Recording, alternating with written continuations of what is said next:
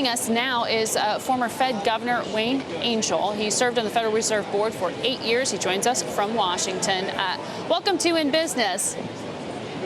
Thank you. It's a delight to be with you. What do you make of this consideration by the Swiss there to try to weaken their currency? Well, it's very logical and it's very helpful. So we really have to say everybody does currency manipulation and everybody points fingers at other people.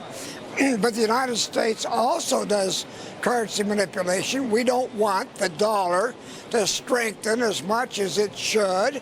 So we don't thereby get the ECB to lower interest rates down to where the Fed has them, because that would cause the dollar to strengthen. But that's what has to take place.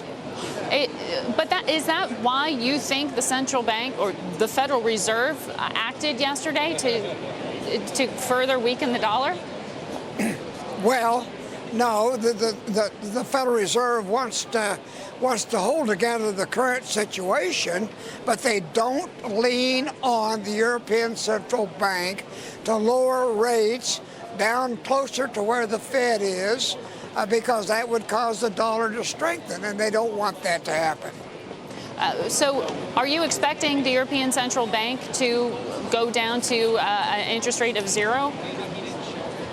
They're going to have to get pretty close, because their economy is in much worse problem than ours.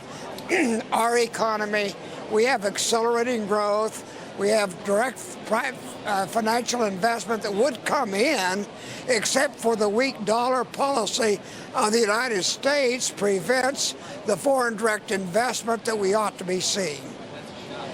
So it sounds like what you're describing would possibly create some inflation in terms of, boosting commodity prices. Are you considering that at this point? Are you worried about that? Well, the Federal Reserve wants to have, they want to inflate house prices upward, but the house overhang of unsold homes is so large that what we have is we see land prices rising. I've got farmland in southwest Kansas, and my goodness, the price has doubled in the last 3 years. So the Fed will succeed in inflating prices until it overcomes the overhang of unsold homes, and we thereby get an improving house price market.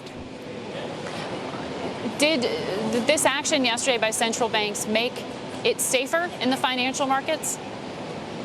Yes, it certainly did. So it achieved in some ways that attention from your perspective, but very interesting to hear you warn of some of the unanticipated consequences. We'll continue to watch those, and I'd love to talk to you again about them, Wayne. Thanks for making time today. Okay, well, it's good to be with you, and good luck to everyone.